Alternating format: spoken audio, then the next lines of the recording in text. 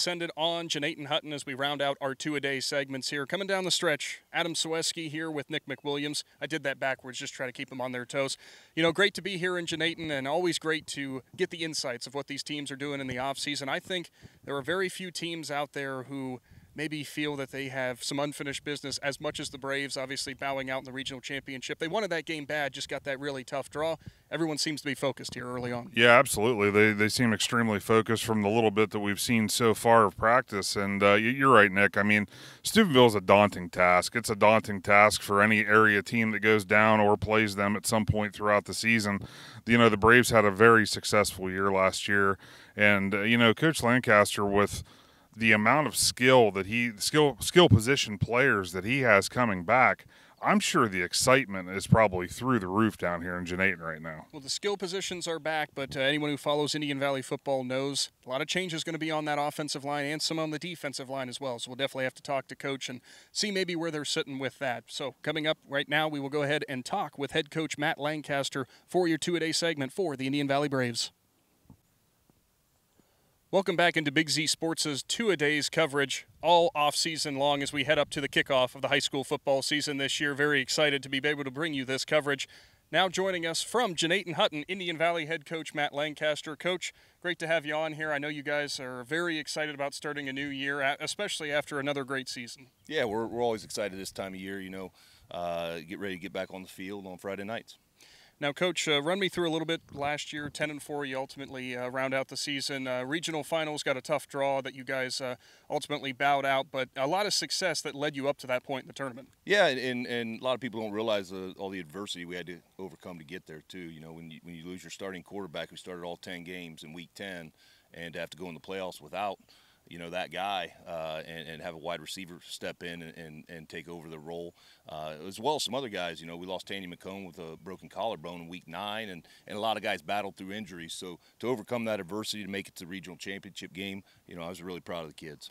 Now, it's never a good thing to go through injuries and have to go through all those position swaps sometimes, but for you guys as a coaching staff, does that maybe benefit down the road as you had some other guys have to step in different positions and they kind of almost learn more? Yeah, it stinks as a coach whenever you see a kid go down. You're like, daggone it, and we've already had some, so far, but you just got to battle through the adversity and build depth, and you got to look at it as an opportunity. Well, this is an opportunity to get somebody else ready because this is going to happen throughout the season. It's the game of football. It's the nature of the game. Injury is going to happen, and getting those next guys ready to step in is very important. When getting those next guys to step in, some of the losses from last year's team, Gavin Henry, Broken Bircher, Cale Coachman, names that we kind of were synonymous with the success here at Indian Valley you guys had last season. So it's almost impossible to replace some of that production, but you guys still have a lot of names that are returning that plenty of Braves fans are going to recognize. Yeah, and probably the biggest attribute that you didn't mention about those guys was their leadership. Especially Cale Coachman and Remington Myers, and our captains last year really led as good a group as I've ever had as leaders, and that's because we didn't expect to be in a regional championship game last year. We didn't think we had that kind of team because of our leadership, because of their positive attitude. They were able to lead us that far. So we do got a lot of guys coming back. A lot of skill guys, and a lot of guys that got a lot of experience in that playoff run. But we're looking to replace that leadership for sure. Now, some of the names that are coming back, as you had mentioned, Sam Carter obviously couldn't finish out the year due to injury, but then you also got Colton Thomas coming back, Grady Kinsey, Quake Beatty, Eric Golder, names again that we talked about all season long when it came to Indian Valley. But you actually have another name that's coming back for basketball fans who would be familiar. Tyson Pryor now gets into the mix. Tanyan McComb will be healthy. So in terms of the skill positions, I mean, these are guys who are varsity tested. Yeah. Grady as a freshman ran for over 1,000 yards last year. And then, as you said, Tyson Pryor coming back after sitting out his junior season. He rushed for almost 1,000 yards his sophomore year. So we know what he can bring to the table, and he's also going to help us on the defensive side of the ball as well. You mentioned Quake Beatty, who broke the school record in tackles in a season last year. Colton Thomas, just one of the best athletes we've ever had. He played quarterback for us during the playoffs, which he did a really great job, but we also then didn't have him at receiver. So getting Sam back at quarterback, and you'll probably see Colton Thomas at the Wildcat quarterback some throughout the year, but Sam has done a good job of just running the offense. His knowledge this year, we've been really impressed with getting guys lined up, fixing things if we screw them up, and he's a good distributor of the ball, and he looks to be healthy with that knee. Now, I know one of the biggest bread and butter things that leads to Braves' success is the offensive line, the battle in the trenches. You guys are going to have some changes, though, on the offensive line, losing a couple senior leaders. Yeah, that's where we're going to have to replace some guys, and a lot of those guys got Brent Smith and Hayden Wrench. They started throughout the playoffs on the offensive line, so they got a lot of experience. But Jackson Burchert, tight end, we think he's going to be a very good tight end. But some other guys, we're still looking for. We think we're establishing a unit that's gelling up front. We should have a little more size up front this year. Last year we only had one kid over 190 pounds on the offensive line.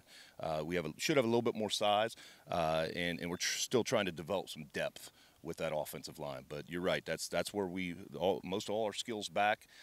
We're trying to find that line and get them to gel right now. Not always about size, it's about who wants it more. Right. Finally for you, Coach, what's been the message in the offseason for this squad? A 10-win season you guys are coming off of. So what have you been talking to them about maybe keeping that success moving forward and having another great year? Well, the first thing, we talked to them about is putting that behind us. We can't live on that. Last year has nothing to do with this year. Things aren't just going to happen. We got some talent back, and if things go right and we stay healthy, we think we're going to be competitive. But it's not just going to happen. We can't live off of that. We don't talk about that much. That was last year. This is the 2023 Braves, and we got to go out and do it on the field. Perfect, Coach. Well, always great to have you on. We greatly appreciate the insight, and we look forward to some Braves football this season. Yep. Head Coach Matt Lancaster for the Indian Valley Braves with our two-a-day segment. Stick around as we wrap things up from Jeanette and Hutton. We'll be back after this. A big thank you to Indian Valley head coach Matt Lancaster and all of the Indian Valley coaching staff, all the players for welcoming us here into Jeanette and Hutton. And Adam, we talked Indian Valley football for so long now. I think it's synonymous around this area, especially our listening area, that the Braves can have successful seasons. The Braves are going to end up having the next man come up and really put the best product they can out there on the field. It's got to be a tough task, though, whenever you consider the new crop of players that are coming in on the line to be able to get everybody to work in the same direction. But Coach seemed very confident that they're gelling. He did seem very confident, Nick. And, it was good to hear that, obviously from us, we were down here for one of their Week 11 games, so we did call that game last year. And then you and I did not see firsthand the Braves. Obviously, that was Joe and Travis and Shannon. But it was good to hear that, a couple of the linemen that are going to fill big roles this year got that big experience through the playoff run last year. So, a lot of coaches are happy if you have voids to fill. If it's just that playoff experience that those guys are getting, that's huge. Better than coming straight from, say, the JV level and getting plugged into the varsity level, because there's a big difference there. So, I was interested. It was interesting to hear that, a couple of those guys did get that experience, and Coach Lank seemed very excited for that.